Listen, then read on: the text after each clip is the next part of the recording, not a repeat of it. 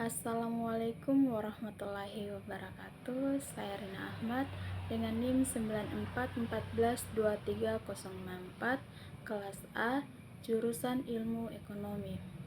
Baik, pada video kali ini saya akan menjelaskan beberapa poin terkait tentang materi ekonomi keuangan dan perbankan.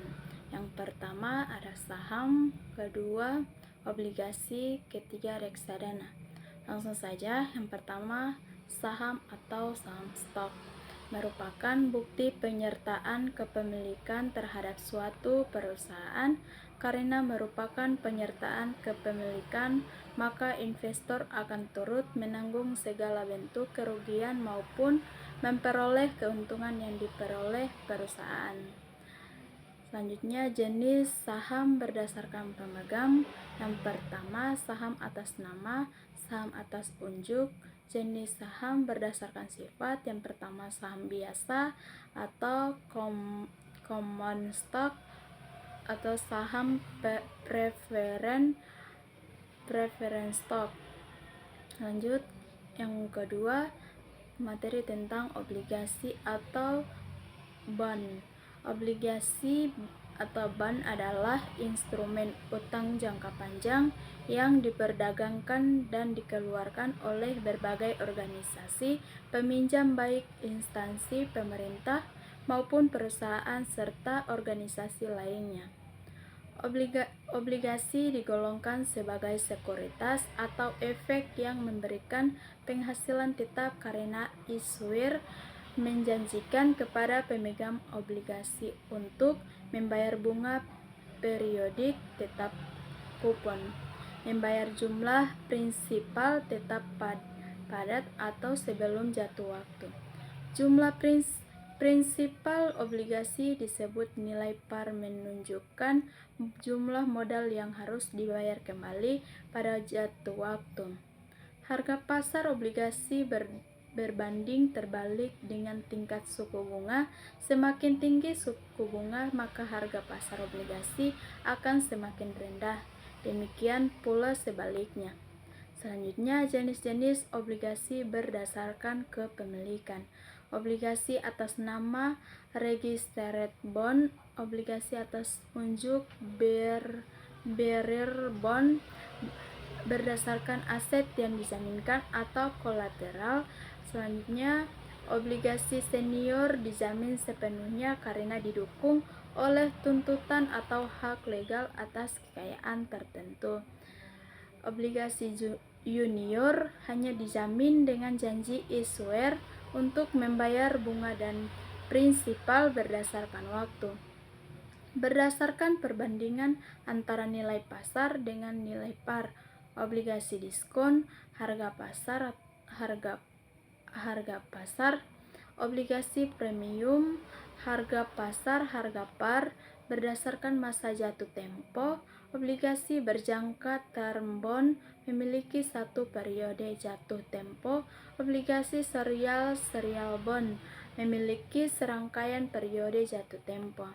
Ada juga di sini jenis-jenis obligasi berdasarkan penerbit, di mana obligasi korporasi atau corporate bond, obligasi negara atau government bond, obligasi daerah municipal bond. Berdasarkan sistem pembayaran kupon yang digunakan, zero coupon bond, tidak ada pembayaran bunga secara periodik, melainkan bunga plus pokok dibayar di akhir periode. Kupon bonds, pembayaran bunga dilakukan secara periodik. Fixed coupon bonds, nilai kupon ditetapkan di awal penawaran.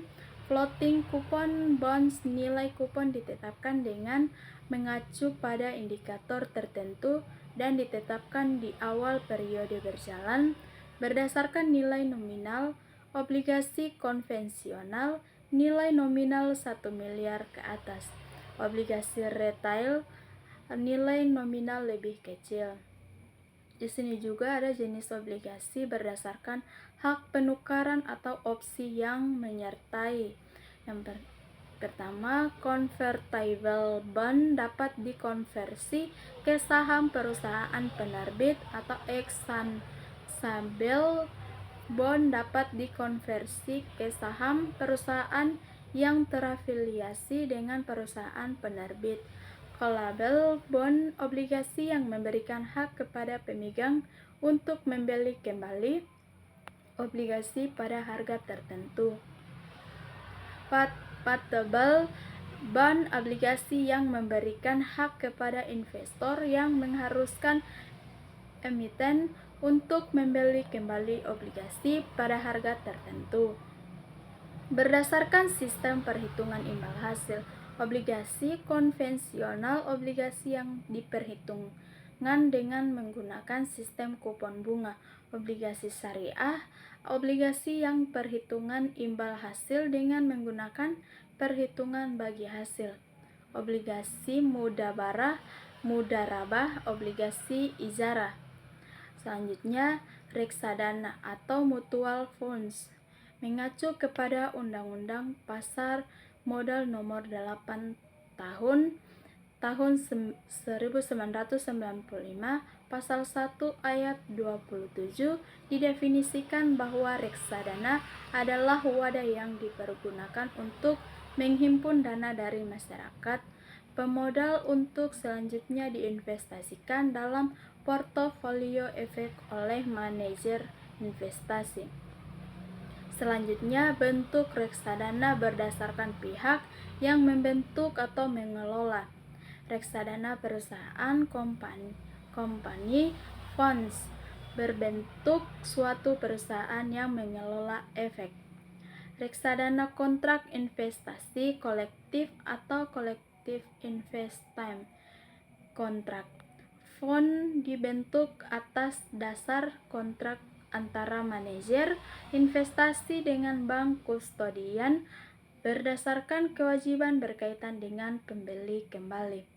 Reksadana tertutup atau closed-end funds, reksadana terbuka atau open-end funds. Selanjutnya, jenis reksadana berdasarkan portofolio, penyusunannya reksadana pasar uang, reksadana yang mayoritas alokasi investasinya pada efek pasar uang, seperti SBI atau Surat Bank Indonesia. Surat utang berjangka kurang dari 1 tahun, deposito berjangka dan tabungan. Reksadana pendapatan tetap, reksadana yang alokasi investasinya minimal 80% pada efek pendapatan tetap, seperti surat utang, baik surat utang negara atau SUN maupun surat utang perusahaan, berjangka lebih dari 1 tahun. Reksadana saham, reksadana yang sekurang-kurangnya 80% dari dana yang dikelolanya diinvestasikan dalam efek bersifat ekuitas atau saham. Reksadana campuran, reksadana yang alokasinya merupakan kombinasi antara efek ekuitas atau saham dan efek hutang obligasi, di mana masing-masing efek tidak ada yang melebihi 80%. Selanjutnya, jenis reksadana berdasarkan portofolio, penyusunannya reksadana terproteksi, reksadana yang waktu pembeliannya ditentukan oleh MI yang menerbitkan dan penjualan hanya dapat dilakukan setelah jangka waktu tertentu. Jika melakukan penjualan sebelum jangka waktu yang telah ditentukan, maka akan dikenakan penalti yang cukup besar.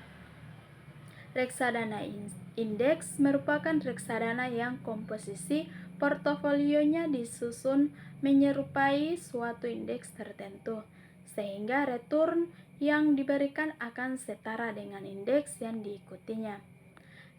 Reksadana ETF atau merupakan reksadana berbentuk kontrak investasi kolektif yang unit penyertaannya diperdagangkan di bursa seperti halnya saham, dan kinerjanya mengacu pada indeks tertentu, dapat berupa indeks saham atau indeks obligasi. Baik, itulah penjelasan dari saya. Wassalamualaikum warahmatullahi wabarakatuh.